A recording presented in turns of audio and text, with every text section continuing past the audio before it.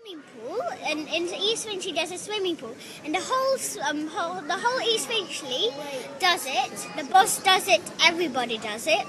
That's what? The sex, eating baby. In the previous video about the BBC interview with Ricky Dearman and Victoria Derbyshire, we heard in detail about the alleged abuse of the children at East Finchley swimming baths. Now, they were the only allegations that Barnet police interviewed Ricky Dearman about. They mentioned nothing to him about the abuse in the school or the church, or any of the murder details. The children's allegations are quite feasible when you consider that the two Finchley Lido pools closed to the general public at 4:15 on Saturday afternoons. Private pool parties are then entertained until at least 6:30 in the evening. Now, we know that the Christchurch Primary School sometimes booked the pool at Finchley, and we know that Dearman was taking the children for contacts every Saturday from 10 AM till 6 PM from between October 2010 and October 2011. And the children alleged that they were abused at the Lido during these contacts. So again, why no police investigation? Why are the children in care when they should be with their mother and Russian grandparents? And Ella and those two children's case is not unique. I sat with her for 3 hours, and what she shared was 100% truth. And I know no police officers have properly investigated this. It's incumbent upon you, Sergeant, to make sure that that investigation starts fully and fairly.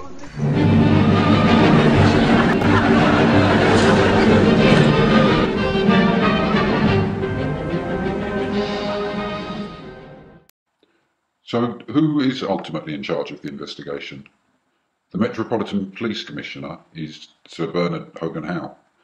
Now, of course, he follows the establishment line that Woolwich was for real, and rather worryingly, he admitted on LBC that he, as the London's Metropolitan Police Commissioner, didn't think that it was important enough to watch the Jihadi John video evidence in its entirety. Now, ignoring crucial video evidence seems to be a common theme running down the ranks. Have you had sight of the video? I've seen some of it. I've not seen the awful bits, but I don't think I need to, frankly. Now, the Met Police Specialist Crime and Operations Unit is headed by the Assistant Commissioner, Cressida Dick. Miss Dick is an intriguing character who works with the Foreign Office as well, and also comes with her own IMDb filmography page. It's a real honour for me to be back here in Israel to learn and indeed to represent Metropolitan Police. So thank you very much to the organisers. I'm going to say... And then on the front line, in charge of the investigation, we have the investigating officer from the CB Serious Crime Squad, DC Steve Martin. I'll give this a clean up. How do you remember that? I was only little. I was only like maybe 3 years old. But So I remember. how do you know that? Who did someone tell you about it? I remember. Oh really? I remember wow. when I was from there. 3. Yes, wow. I remember. That's So then after, good I was because not a lot of people can remember from 3. because I was next to the door, and I was listening. I was looking. I was peeking through the door what they were doing. And then the door that time it didn't go in the room, in the bathroom. It went out of the bathroom into the corridor. So if you open it, you can hit somebody. But my father saw me peeking, so he just opened the door straight away. So that the door banged right on my head. Yeah. And I got knocked over. I got hurted. Yeah. And then he pretended that he did not hurt me or anything. But then after, but he pretended to be nice then. Yeah. But my mum, she just called my big brother James. He just called the police straight away. Okay. All right. What we'll do is we'll call it an end. It's 12 minutes past 7. And it's the 11th of September. Okay. We'll do. If you go in the room with the telly, then when your mum's finished, she'll come in and join you. And I'll give this a clean up. Wow. Ella and Abraham have been treated appallingly for doing the right thing. Instead of commending their bravery, the sly British media have printed lies and slander about them. David Wilkes from the Mail Online was particularly vicious, claiming that Ella had orchestrated this whole series of events to get back at Dearman in a custody dispute. He failed to mention that Ella already had full custody of the children. The story which Judge Puffley gave to the media is that that is a dispute, it's a custody dispute. Now, this couldn't be further from the truth, because I already had custody over my children. So for me, there was no reasons. They say I coached them, we coached them in order to get on to him. Well, why? Why has their mother done this? Why? That is the huge question here. It is. Well, why? They will ask why. They will ask why, and that's going to be a very tough question to answer. Why would I do that? Why I would take children with these false allegations to the police and to put them through what they're going through, and to put myself in this situation? It's about one parent stopping contact. That's all this is. It's unprecedented. I don't get it. Besides, I think it's a quite serious crime, right? To make false allegations and of this matter. And not just that, if you wanted to get back onto him, I mean, why I would include teachers, parents, why I would do that? Police officers, the social workers, Kafka's workers, what on earth I would do that? Tell me about Mama first of all. What's she like? She's kind. Yes. And what's your favourite thing about Mama? She's really kind and she looks after us. Oh, nice. So she takes us to holidays. Sometimes she gives us junk food. My mum used to make sushi, but without rice. About what your mum does. Is there anything that your mum does that you don't like, other than food? Well, I meditate. Do you? Yes, do I you meditate. Like that?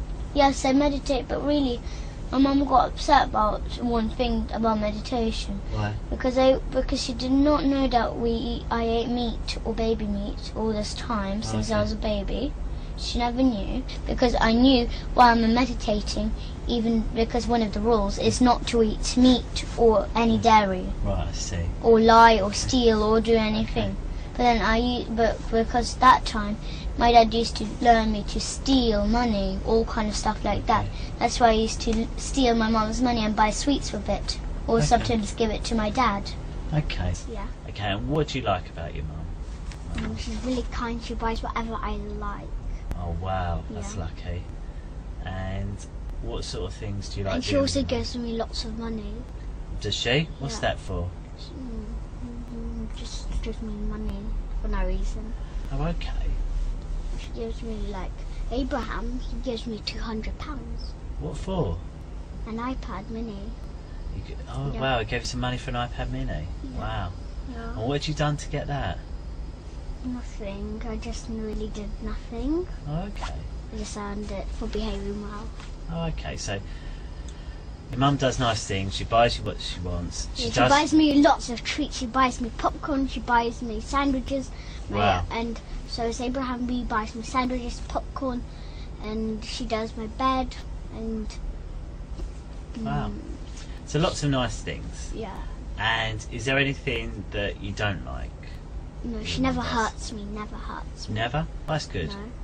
Good. She just says, please don't do that. Oh, that's nice. And what about Papa Hemp? No, he never hurts me. No, what do you like about Papa? Tell me the nice things about Papa Hemp.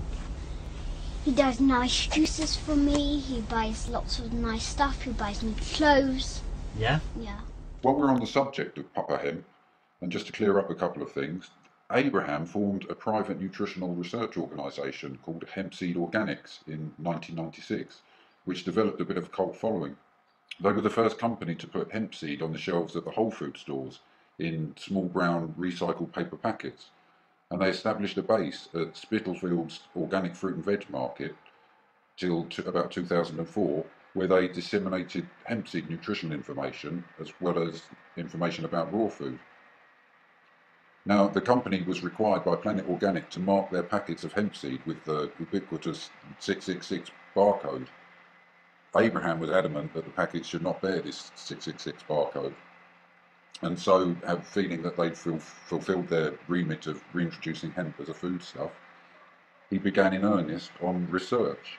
In 2013, Abraham received an honorary doctorate from Dr. Anek Westra for his work showing how the fresh juice of hemp, incorporating leaves, seeds and flowers, supplied an ideal plant-based blood transfusion liquid for humans. Yeah. Okay. And is there anything you don't like about papa hemp? No, it never hurts me. No, Never. but what about other things? Is there anything at all you don't like? No. No? Nothing else. And what about Papa Hemp? Yes. What's he like? He's kind, but when we were telling him all about this on the holidays in Morocco, because we were scared to tell, of course, so we lied a bit. We lied a lot though.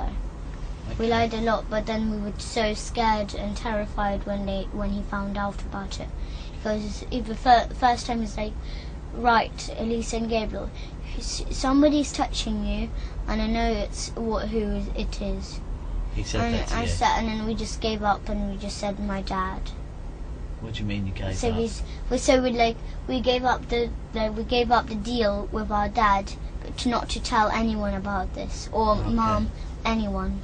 Okay. But then we just gave up the deal. We just told him there's our dad, and then we carry on telling. But that time we were terrified to tell all about this baby killing and all this. Tell the truth, please. Lisa, please, just tell the truth. They're not here yet. They're not here. Look, and nobody's touching me, no. When we're with Mum and Uncle, please tell the truth. Lisa, it's really important. If you won't tell the truth, then you'll get yourself in big trouble yourself. You'll get into deep trouble yourself. So please tell the truth. Whatever Mum or Uncle says, tell the truth, okay? Okay, Lisa? Got older, we got you more used to it.